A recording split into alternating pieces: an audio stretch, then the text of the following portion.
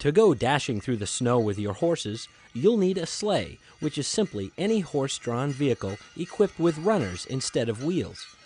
The most common sleigh is an open, box-like sled.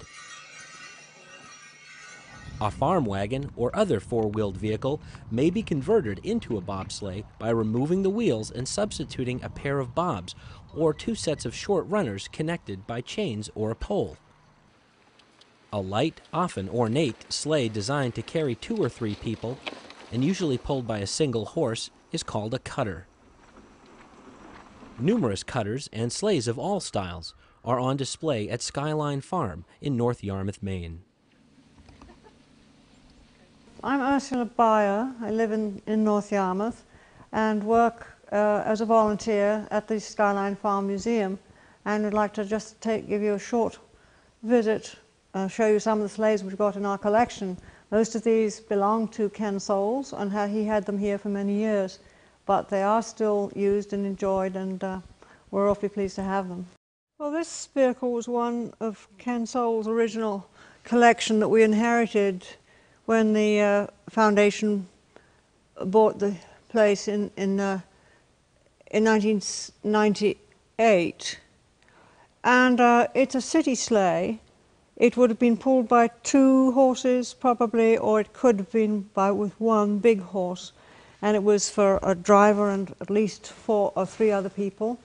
And these big pieces that stick out at the front would deflect the snow that was being thrown up by the horse's hoofs, because it was a lot of muck and snow came up all around when they moved. These runners are in a single piece, so it's called a long runner sleigh. This would be more difficult to maneuver than the bobsleigh, but on a city street which would have been well packed down, that wouldn't matter so much.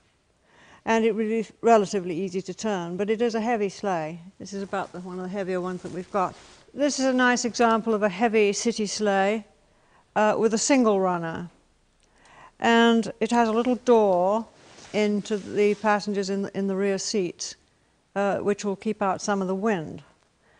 It has, at the front here, I don't know if you're going to see it, but it has a wire mesh, so the driver can see through the mesh, but the snow and rocks and bits of ice and mess that are thrown up by the horse's hoofs don't come up in your face, and that's a pretty nice feature.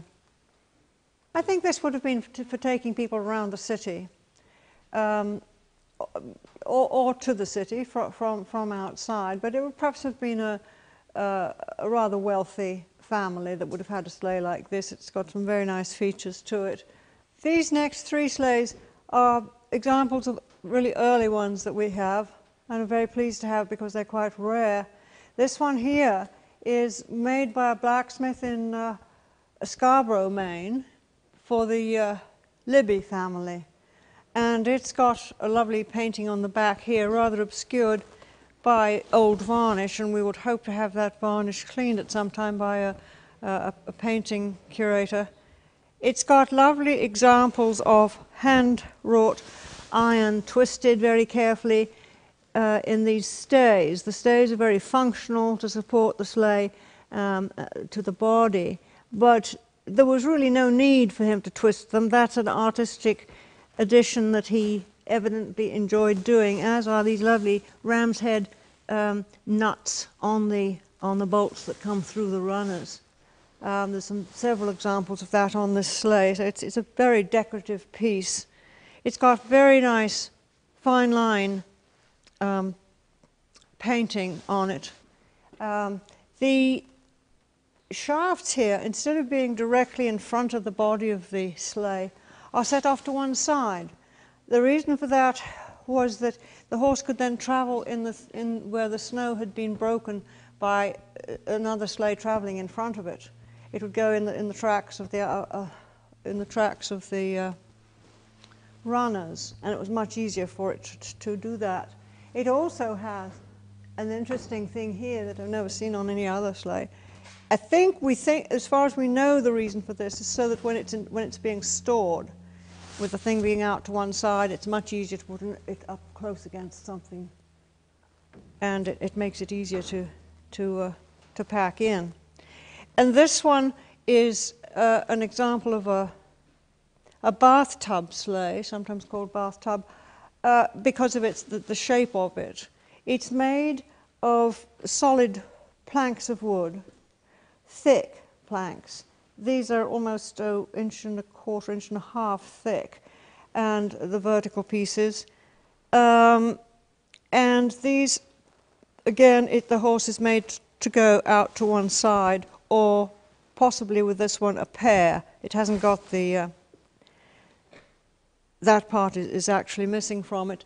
This would have been driven from somebody sitting on a little plank seat across the middle here, which is missing, and with at least 2 passengers in the back.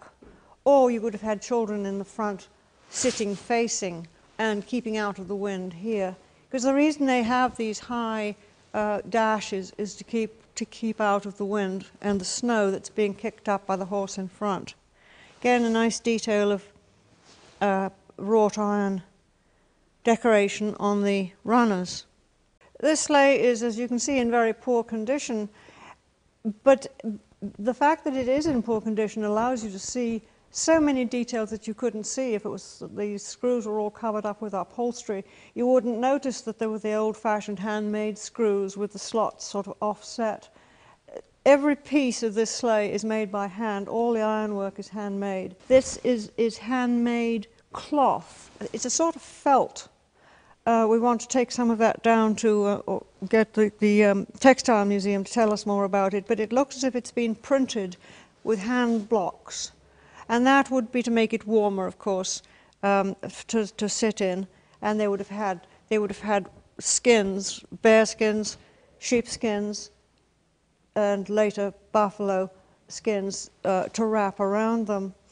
This sleigh we do know a lot about. It belonged to the local doctor, Dr. Daniel Woodman, some of whose relatives still live in Yarmouth.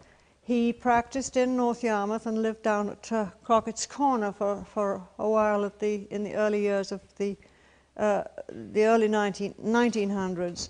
This sleigh is probably built long before that, but it has some really interesting things to it. This part of the dash, which is very functional and keeps the snow from being thrown into the sleigh, was added later. But it's made with very interesting joints. These are old-fashioned mortised and tenon joints with a little peg to hold them together here, and each of the corners are made like that. So the whole of this could be taken out, and you could carry a load of wood or light material that was bulky, rather than using it just for a passenger sleigh. This is the type of sleigh that you see in many of the early Currier and Ives prints, rather like a little bathtub or a little boat, very box-like, really a box sleigh. And it's usually referred to just as a primitive country cutter. This is the detail of a very early sleigh, to have it made so that the tenon goes right through the mortise. The mortise is in this vertical piece and the tenon's coming up through it. And then these two verticals are held together by this little iron rod, which again is a handmade iron. And so you could, either for storage, perhaps in the loft, hay loft or something, or if you were wanting to carry an awkward sort of load of brush or something like that, you could take these two vertical parts out and use them as more like a sled.